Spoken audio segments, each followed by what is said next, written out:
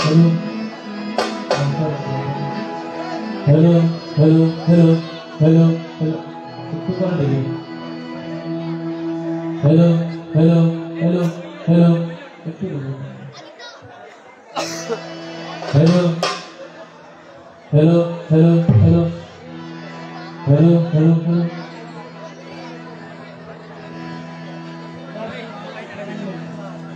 Hello, hello, hello.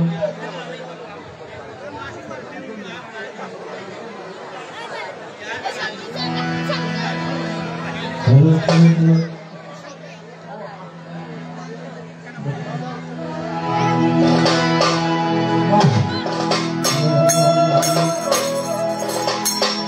बोलो भाई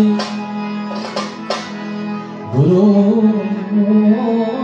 जाए बोल जाए गुरु जाए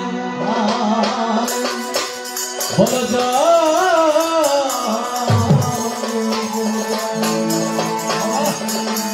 बोल जाए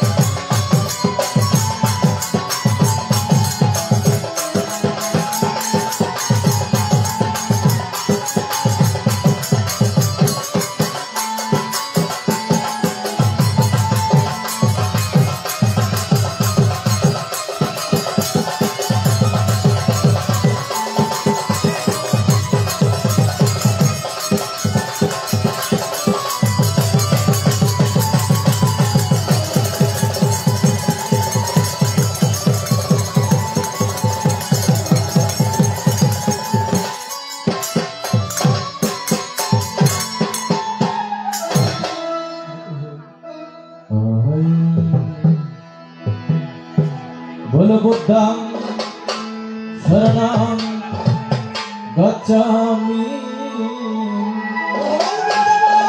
धर्मं शरणं गच्छामि बोल संघं शरणं गच्छामि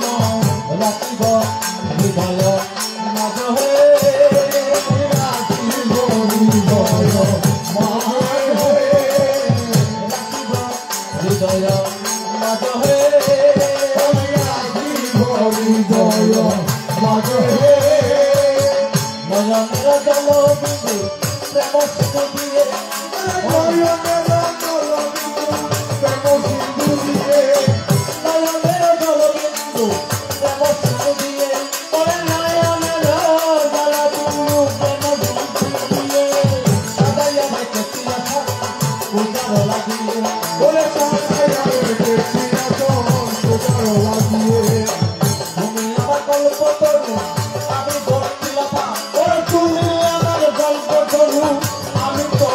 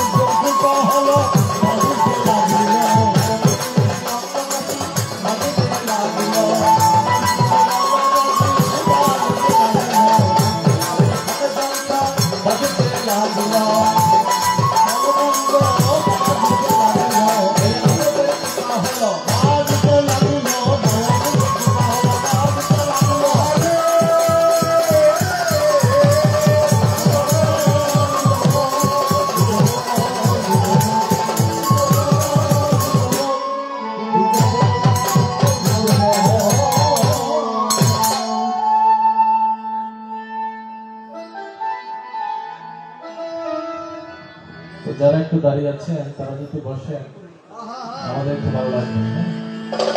তো কষ্ট হচ্ছে একটু বসে পড়েন। হ্যালো,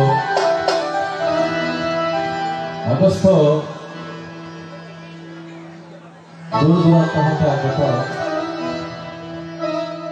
আমার ভগবান তথাগত সম্যক সম্পদের অভিষেকগণ বসে আছেন যত সুশিক্ষিত সভ্যজনগ। আমরা সকলেই অবগত আছি আজকের এই পবিত্র রজনীতে পবিত্র অঙ্গনে কেন সমবেত যিনি কিছুকাল পূর্বে ইহদামের মায়া ত্যাগ করিয়া পরদামে কিন্তু চলিয়া পাবে যায়।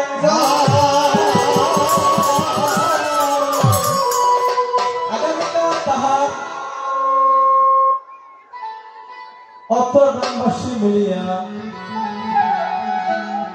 তাহার শেষকৃত্য অনুষ্ঠানের আয়োজন কিন্তু করিয়া পাবে। তার চেয়ে একটা গুরুত্বপূর্ণ বিষয় হচ্ছে দানোত্তম দানরাজা দানশ্রেষ্ঠ বলিয়া যাহাকে ভগবান আখ্যায়িত করিয়া কিন্তু যায়, এমন পূর্ণ কর্ম আপনারা গ্রামবাসী বলিয়া সম্পাদন করবেন। এই কথা ব্যানার মাত্র প্রকাশ কিন্তু এমন পবিত্র অনুষ্ঠানকে কেন্দ্র করিয়া দুইজন অতিথি শিল্পীকে নিমন্ত্রণ করিয়া যায়।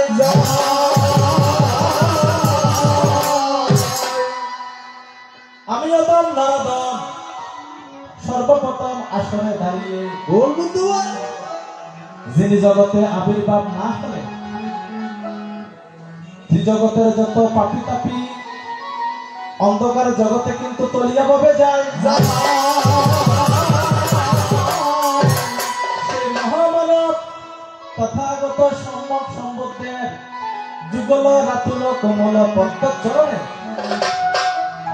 একবার ভক্তি শ্রদ্ধা প্রণাম নিবেদন দীর্ঘ 6 বছর 6 দিন কঠোর তপস্যা করিয়া যারা মানবের হিতের তরে আমার ভগবান যেই ধর্মশীল দিকে দিকে বিলীন করে যায়, দ্বিতীয়বারে তাহার প্রচারিত যে ধর্মের আবিষ্কার করলাম মধ্যে করলাম এমন সুপ্রসিদ্ধ ধর্মের সুচরণে শতবারে একবার বন্দনা যায়। নবগুণে গুণান্বিত বুদ্ধ প্রশংসিত দেবগণের নন্দিত মানবগণের পূজিত যে সকল ভিক্ষু সংঘ অত্র বিহার অত্র অঞ্চল আগত অনাগত যত ভিক্ষু সংঘ আছে সকলের চরণ তলে একবার বন্দনা জানাই। যারা আছেন আমার মায়ের স্থানীয় মাগণ, বাবার স্থানীয় বাবারা, আপনাদের সকলের চরণ তলে অবাধনের পুত্র সমজ্ঞান ভক্তি শ্রদ্ধা প্রণাম নিবেদন রাখিয়া যায়। আপনাদের ওরসজাত সন্তানরা যদি ভুল করে আপনারা যেমন হাসি মুখে ক্ষমা করে দেন, আজকের রজনীতে যদি আমি আর আমার নিরঞ্জন দাদা এবং আমার যত বাইঙ্গরিগণ আছে যদি কোনো প্রকার ভুল করিয়া যায় আপনাদের সকল তলে একবার ক্ষমা ভিক্ষা আছেন যত অত্তরগ্রামের আমার বয়োজ্যেষ্ঠ বড় ভাইগণ তাদের চরম তলীয় ভক্তি শ্রদ্ধা প্রণাম নিবেদন রাখিয়া যায়। আছেন যত আমার সমবয়সী বন্ধুবর্গ তাদেরকে একবার শুভেচ্ছার স্বাগতম জানাইয়া ভাবে। আজকে শিশু যারা আগামী দিনে ভবিষ্যৎ তারা একদিন উদীয়মান সূর্যে জ্বলিয়া সকলের তরে প্রেম প্রীতি ভালোবাসা অবাজনে দিলাম বিজ্ঞজনে করবেন আশিস পুত্র সমজ্ঞানে ক্ষমা করবেন যত যত মহৎ সুরের বিচ্যুতি আমার ছন্দের উপর কখনো কখনো সাহস যোগাবেন অত্রগানের যত যুবক মনে আমার ভীষণ ভয় না জানি তো কেমন হয় জগৎ জ্যোতি বোধই আমায় কোন লাগে সবাই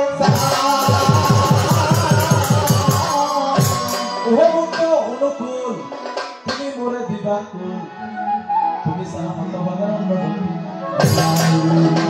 তবে বড় সরে গেছে কোথায় গুণীজন বলেন যদি পিতা মাতার কৃপা হয় বোবার মুখে কথা কয় অন্ধজনে গিরিবঙ্গ লঙ্ঘিবারে পারে আমি আমার সকল পিতা মাতার চরণ তলে ভরসা রাখি আমার এই বাঙা তরিকায় দিলাম বেসারি তারপর ডুবাইয়া মারো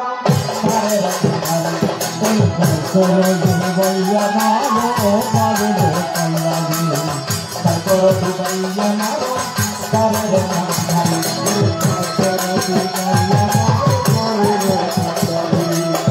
আমি যদি ডুবে মরি কলঙ্ক তোমারো আমি যদি ডুবে মরি কলঙ্ক তোমারো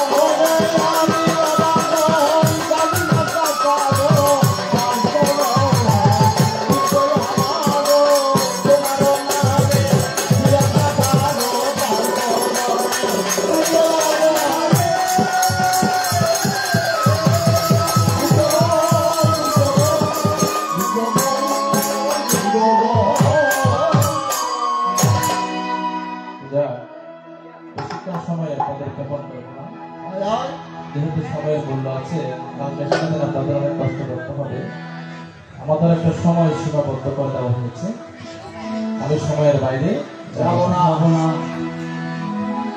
কমিটি আসিয়া প্রস্তাবনা রাখিয়া কিন্তু যায় বলে যে একদিকে থাকবেন মহামানব তথাগত সম্যক সম্বুদ্ধ জগৎ যদি বুদ্ধভাবে হয় অপরদিকে থাকবেন তাহার অন্যতম প্রিয় শিষ্য যাহার নাম দেবদত্ত।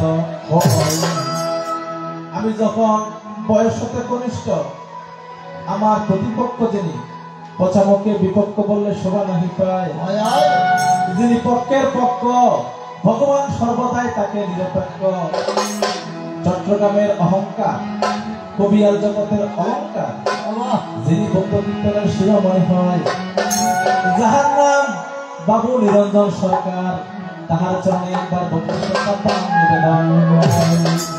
আমি তার মতো গাইতে পারবো না। কেন গাইতে পারবো না? তিনি যত গুণে গুণান্বিত, আমি সেরকম গুণে গুণান্বিত।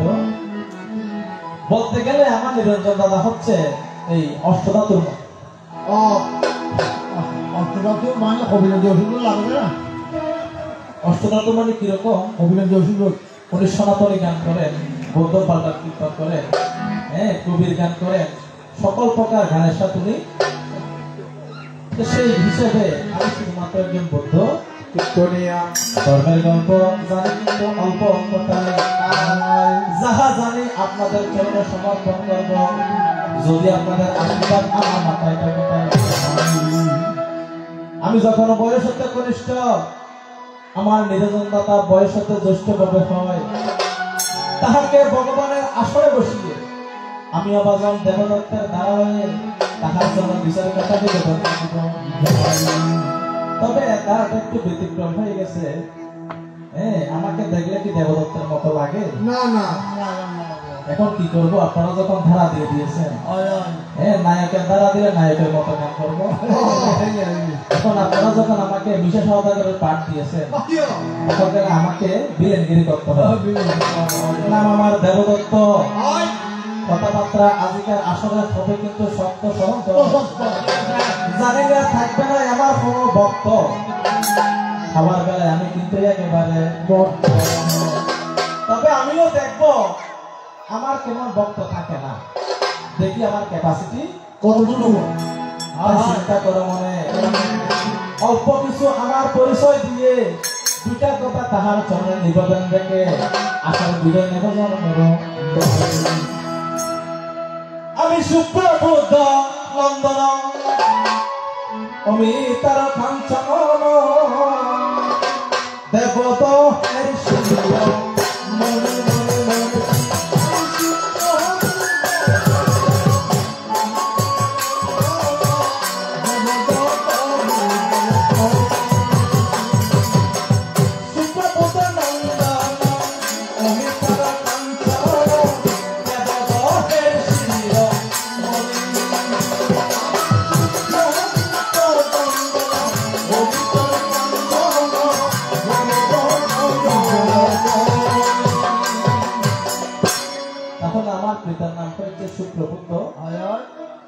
মায়ের নাম হয়েছে অমৃতা দেবী। দেবদহনগরে আমার মতো ভালো মানুষের জন্ম হবে হয়। যদিও আপনারা সবাই আমাকে খারাপ বলেছিলেন, আমি আজকে প্রমাণ করে দেব দেবদত্ত কেমন ভালো মানুষ ছিল। ভগবান জগতের মধ্যে কেমন না জানিলে তুমি যেন সর্বদাই, যদি তোমার অষ্টলোকশ্রী ধর্ম জগতের মধ্যে কেহ পালন করে, তাহার নাম দেবদত্ত।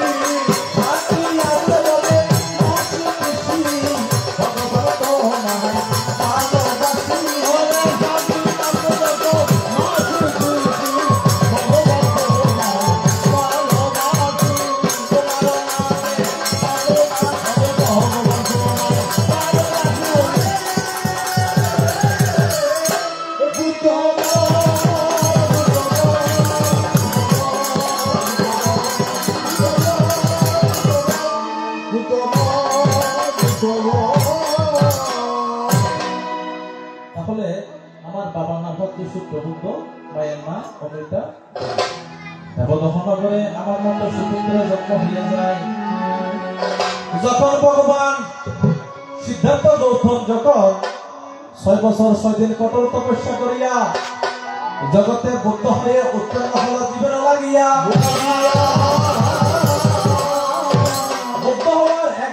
পর আমার ভগবান পিতাকে দেওয়া হঠাৎ খালুদাইয়ের নিমন্ত্রণে কপিলপুরে একবার আসিলছু।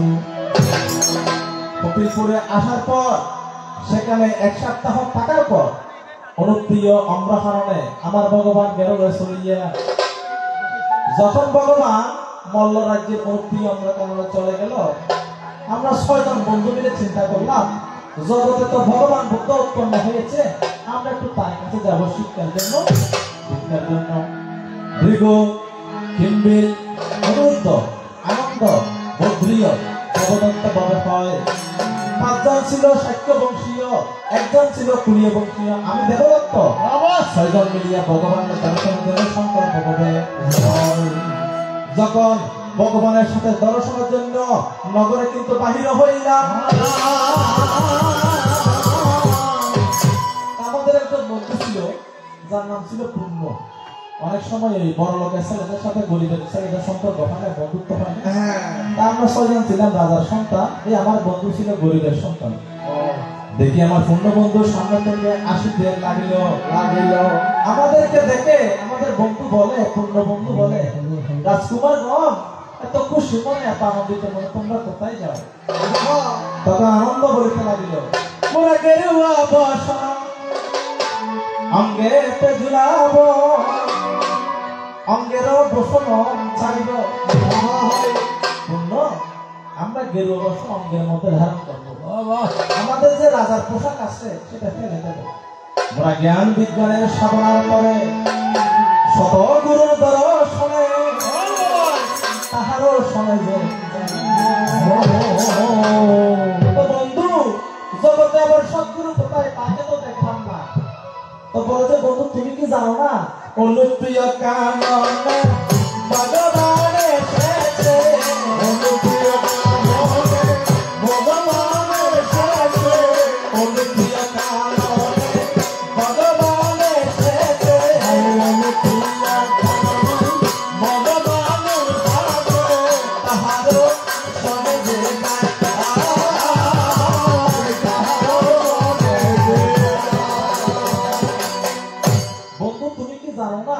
মল্ল রাজ্যের অনুপ্রিয় ভগবান সমীচীন আছে, তাহার কাছে যাবে কিন্তু শিক্ষার।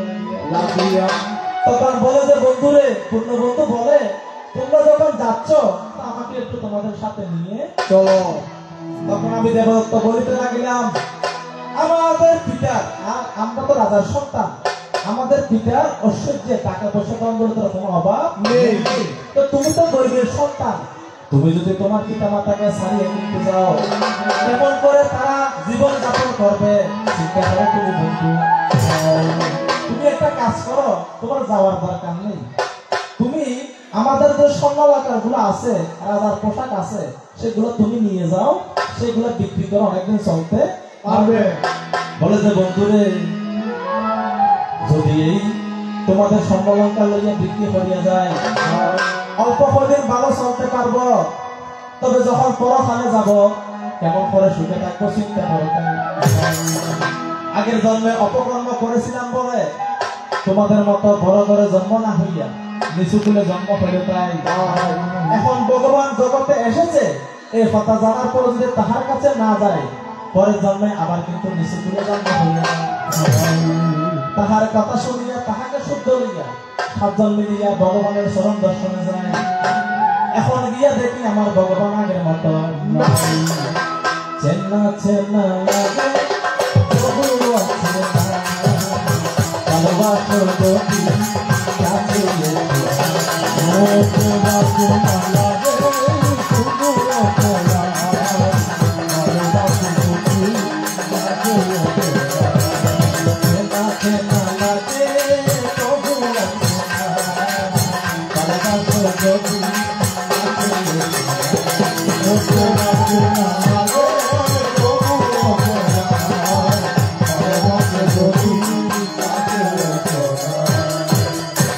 তাহলে আমার সাথে ভগবানের দেখা হলো। তাহলে ভগবানের সাথে আমার সম্পর্ক কিরকম, মানে আত্মীয়তা কিরকম দেখে। শুদ্ধোধন রাজার 2টা ভগ্নী ছিল, একটা ছিল অমিত্রা, একটা ছিল প্রমিত্রা। কবিতার ঘরে আমার মতো সুপুত্র জন্ম হয়ে যায়, সেইখানেতে আমি আর ভগবান বুদ্ধ মানে চাচা তো এই মামা তো আর ফুফাতো ভাই, ঠিক আছে, তাহলে সম্পর্ক একটা পেয়েছেন। যখন গৃহীকালে আমার বগ্নি গুহা দেবীকে বিবাহ বন্ধনে আবদ্ধ করিয়া যায়, সেদিকে বইনের জামাই চিন্তা করবাই,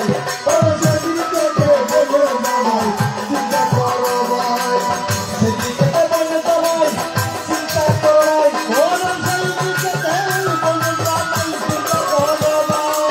রসে কষে গান করিল বিশ্ববসু,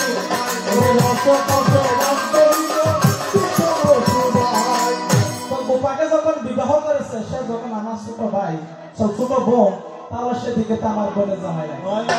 তো সেই হিসেব করে আমি তোমাকে দু চারটা একটু মশকারি করলে হতে কষ্ট নিও না, তুমি মনে কষ্ট নেবে না।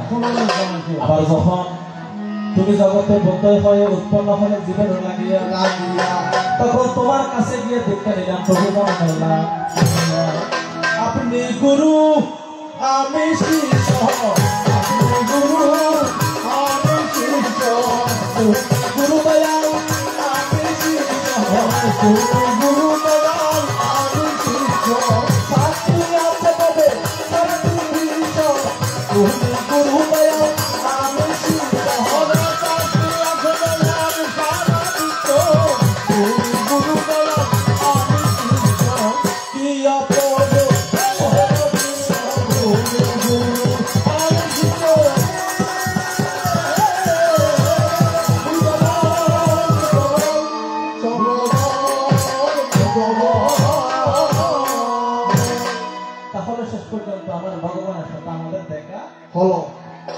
যখন ভগবানের কাছে চরম দর্শনে যায়, ভগবান আমাদেরকে বলে, রাজকুমারগণ তোমরা যে এসেছো তোমাদের কোনো কষ্ট হয়েছে? আমরা বললাম না ভগবান, তবে কিসের জন্য আমার কাছে এসেছো বলে তাই তোমাদের মনোবাঞ্ছা খুলে বলো, আমার কাছে প্রকাশ করো তাই। এসে ভগবান পদ দিব অন্তর্জামিনী। হ্যাঁ, তাহলে আমরা যে কেন আপনার কাছে গিয়েছি, আমরা কি আপনার কাছে রসগোল্লা খেতে গিয়েছি? আপনি জানেন, আপনি তো জানেন আমরা আপনার কাছে কেন এসেছি। তাহলে এমন প্রশ্ন করিয়া আমাদের অবস্থানে দুঃখ লাগাইয়া দাও, তারপরও তোমাকে কষ্ট দেব না, ধৈর্য ধরো, সহ্য করো যাবে রাঙ্গি। এখন বলতে ঠিক আছে তোমরা এসেছো ভালো কথা, একটা কাজ করো, পবিত্র হয়ে এসো অদূরে অসিরাবতী নদী, সেখানে গিয়া সাতজনে স্নান করিয়া আসো বলে তাই তোমরা স্নান করিয়া আসলে তোমাদেরকে দীক্ষা দেবে বিশ্ব বসু। যেজন ব্যক্তি স্নান করিবে না, জীবে স্নান করি না পারিবে, পবিত্রই না পারিবে, তাহাকে আমি দীক্ষা দেব না বাবার রাঙ্গি নেই। এমন কথা শুনিয়া ভগবান আবার মনে সংকোচ লেগে। এখন যখন আমরা স্নান করার জন্য অসিরাবতী নদীতে গেলাম, আমার একটা জায়গায় দুঃখ লেগেছে ভগবান। মনে করো আমার মন্দিরের মধ্যে পুকুর আছে, তাহলে উপর মানুষ যেটা ইয়েতে দীক্ষা লই ফেললাই, মানে শ্রমণ হয়ে ফেললাই, তাহলে বান্ধ হইব কি ওই পুকুর এবার তো স্নান করি আইও না, কেউ হবে তো নয় সামনে নদীতে স্নান করি না না হইতে নয়। ভগবান তুমি যেখানে বাস করিতে অব্রাহাননে একটা সরোবর ছিল, চিন্তা করো তাই, তবে সেখানে সরোবর থাকা সত্ত্বেও তুমি আমাদেরকে অদূরে অসিরাবতী নদীতে পাঠাইলে বলো তোমার এমন কথা শুনিয়া আমাদের অবস্থানে দুঃখ লেগে যায়। তারপরও মনের দুঃখ লইয়া যখন স্নান করিতে যাই, এখন স্নান করতে গেলাম, স্নান করে সবাই স্নান করতে পারলো, আমি আপনাদের স্নান করতে পারলাম না। এখন স্নান যখন করতে পারলাম না, তারপরে ভগবানের কাছে আসলাম, এসে দেখি ভগবান আমাকে টিকি দিয়ে দিয়েছে, নিজে না দিলে অন্য শিষ্য দিয়ে দিয়েছে।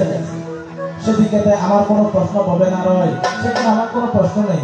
আমার কাছে আপনার জিজ্ঞেস কি, যেহেতু আমার দ্বারা দিয়েছেন বিলেনের, আমি কথা বলবো বিলেনের। আমি এখানে রস করার জন্য আপনার সাথে আসি নাই, আমি আপনার সাথে কোনো ভালোবাসা দেখাবো না, আমার কথা হবে কর্মঠ ভাষায়। যদি আপনাকে আমাকে আনন্দের ভাব দিতেন, তাহলে আমি আপনাকে ভক্তি করার কথা বলতাম।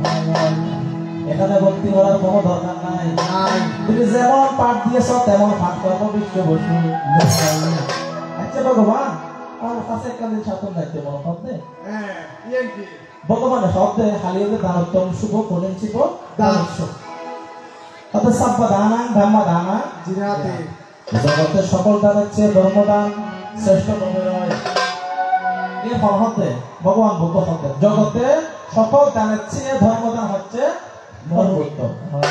আবার বলে যে যেজন ব্যক্তি কঠিন শিবর দান করিয়া যায় যদি তুমি সুমের পর্বত সম দাঁড়িয়ে সামগ্রী দান করো 16 দানকে একাংশ হবে না চিন্তা করে কবে ভক্ত দেয়। এক জায়গায় বলতেছে ধর্মদান শ্রেষ্ঠ দান আবার আরেক জায়গায় বলতে কঠিন শিবর দান শ্রেষ্ঠ দান।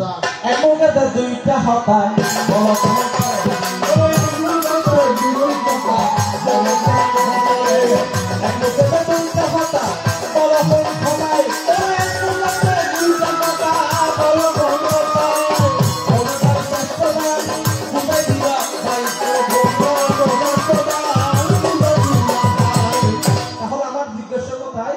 বলে যে সাব্বা দানা ধাম্মা দানা জিরাতি জগতের সকল দানের শ্রেষ্ঠ দান কি ধর্মদান।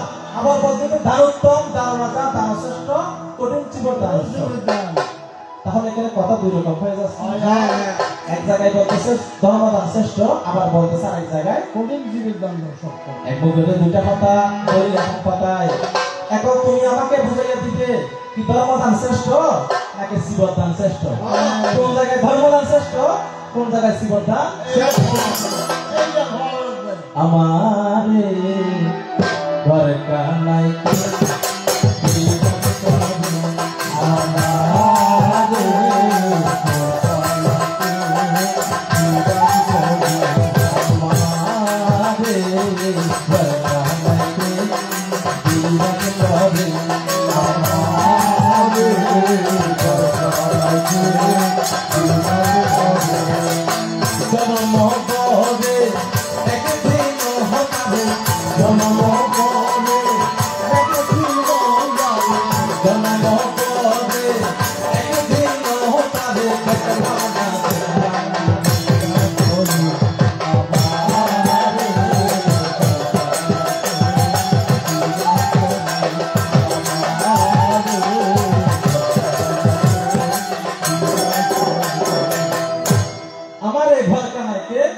বিরাজ করে। লালন সাই কন্দরের কথা এখানে বলেছেন। শুধু ঝগড়া করলে হবে না, একটু করে ধর্ম কথা আপনাদের কিছু মতে হবে, না হলে আপনারা যে এত টাকা খরচ করে আমাদেরকে গেছেন কোনো সার্থকতা হবে না। এখানে লালন সাইজি বলতেছে আমার এই ঘর কানাইকে বিরাজ করে, জন্ম ভরে একদিনও তাদের দেখলাম না। এখানে আবার শেফালিগঞ্জ গান করে বধুয়া দুজন আলাই কথা নিয়ে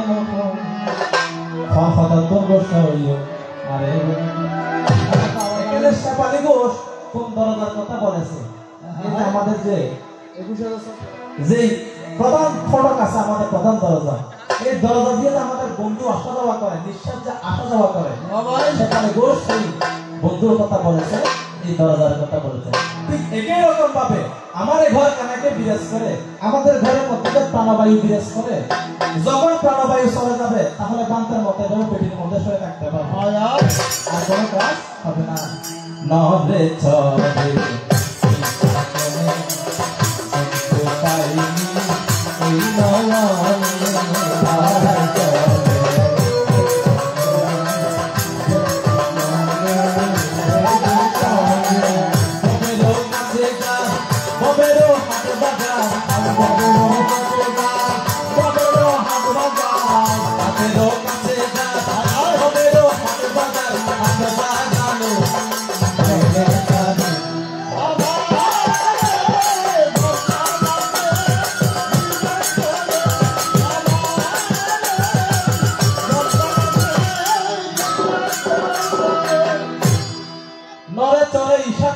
দেখতে পাইনি এই নয়নে, ভবেরও কাছে যার হাতেরও কাছে যার ভবেরও হাত বাজার, হাত বাড়ালে পাইনি।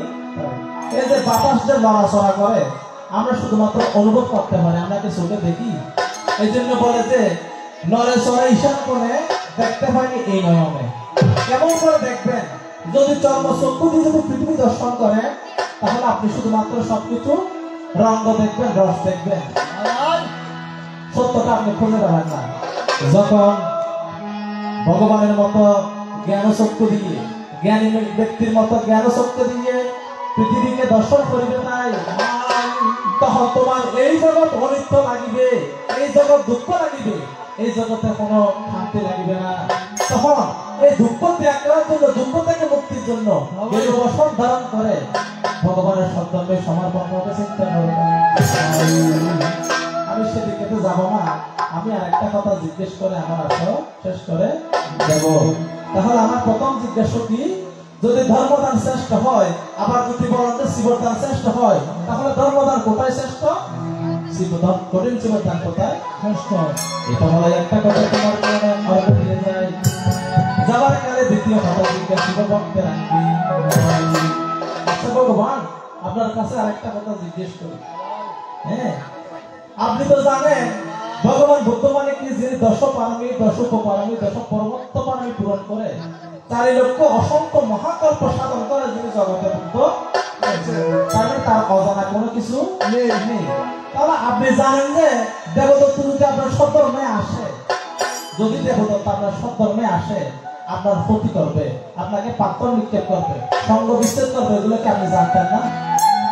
এখন আপনার মনে করেন আমি জানি যে এই ব্যক্তি আমার শত্রু, সে যদি আমার কাছে আসে আমাকে ক্ষতি করবে, তাহলে আমি সবসময় তার থেকে দূরে দূরে থাকবো। এখন আমার প্রশ্ন কোন জায়গায়, আপনি তো জানেন দেবদত্ত খারাপ মানুষ, দেবদত্ত আপনার সব ধর্মে আসলে আপনার ক্ষতি করবে, তার দ্বারা আপনার ধর্মের পরিহানি ঘটবে। তবে কি কারণে দীক্ষা দিলা জানিতে পারছো না? দীক্ষা দিলা জানিতে পারছো না? কি কারণে দীক্ষা দিলা জানিতে পারছো না? দীক্ষা দিলা জানিতে পারছো না? জানা করে বলো বলো আসল আমি তাহলে আমার প্রশ্ন বুঝেছেন আপনারা? আপনি তো জানেন যে দেবদত্ত যদি আপনার সব ধর্মে আসে, সে আপনার ক্ষতি করবে, আপনাকে পাথর নিক্ষেপ করবে, সঙ্গ বিচ্ছেদ করবে। আমি যে খারাপ সেটা তো আপনি জানেন। তাহলে আমাকে দীক্ষা না দিলে তো চলতো, এত কিছু কথা না। কি কারণে দীক্ষা দিলে বলে রমাজারে জানা থাকলে মর্ম হতাশ হলে বলো এ হচ্ছে আমার দুটা প্রশ্ন জিজ্ঞাসা। আমি এখন প্রশ্ন বলবো না, কারণ এখন ওর সাথে আমার দ্বন্দ্ব লাগে নাই। দ্বন্দ্ব লেগেছে এক জায়গায়, লেগেছে কোথায়? আমি যে আমার বগ্নিকে এত সাফ করে আপনার সাথে দিয়ে দিলাম, আপনি কি করলেন? আমার বগ্নিকে ফেলাইয়া তুমি অভগবান কি করলেন? আপনার যদি বিবাহ করার ইচ্ছে না থাকে আপনি না করতেন। আপনি আমার বোনকে বিয়ে করে কি করেছেন? আপনি সন্ন্যাসে চলে গেছেন।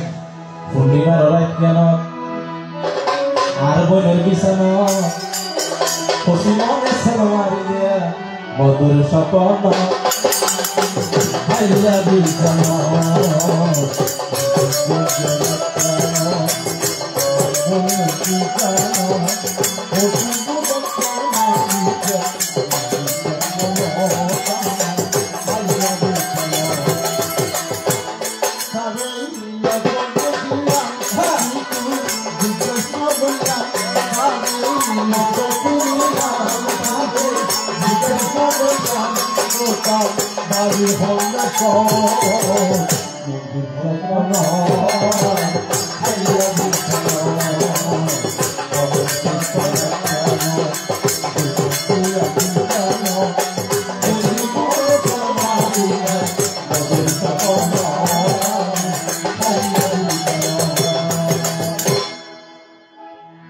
সেখানে আপনার সাথে একটু আমার দ্বন্দ্ব আছে।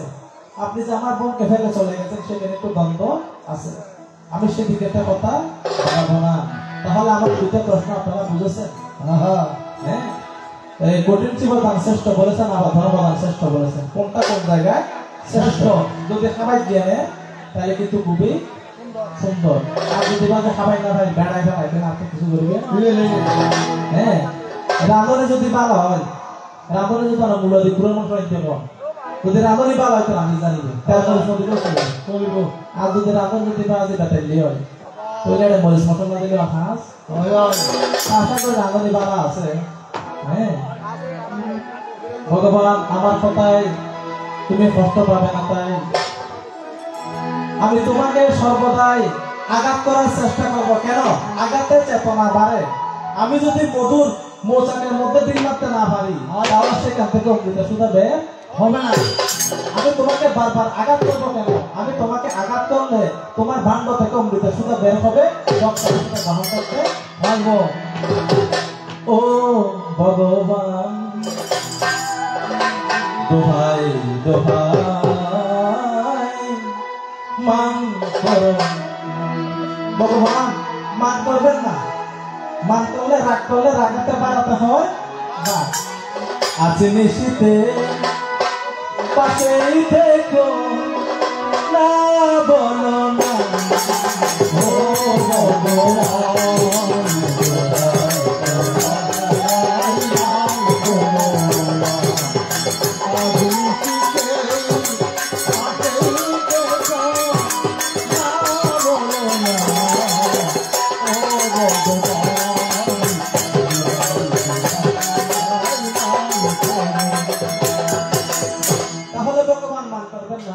শেষ হয়েছে, আমি শেষ করে দেব। অনেক শিকার পুরেই তবে এমনই প্রদীপ জ্বলে, অনেক কথা মরণ হলে হৃদয় কথা। চন্দ্র হাসে কাজল ধোয়া চলে দেল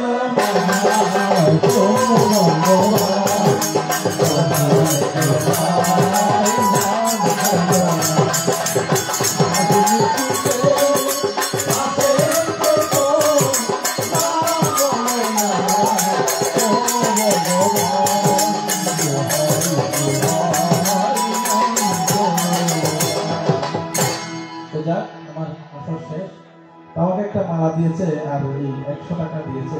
এগুলো আসলে টাকা না, এগুলো আপনাদের আশীর্বাদ। এগুলো আমার চলার পথে। তবে এই খালি মালা দেবেন না। খালি মালা কেন দেবেন না? 3 জায়গায় খালি মালা দেবেন। ওটা একটা হচ্ছে মরা মানুষের গলায়, আর একটা ওই মাইজবান্ডারের মহিষের গলায়, হ্যাঁ, আর একটা হচ্ছে ওই যে এই জনসভার নেতার গলায়। এখন আমি না মরা মানুষ না মহিষ না কোনো নেতা, সুতরাং অন্তত পক্ষে 2 টাকা বলা দেবে। রাগ করবেন না, রাগ করবেন। আমাকে দিয়েছেন অসুবিধা নেই, কিন্তু ওনাকে দিয়েন না। আমাকে খালি বলা দিয়েছেন, ওনাকে দেবেন না। দরকার হলে 2 টাকা বেঁধে দেবেন, কারণ বেচারা কিস্তি আছে না সকালে।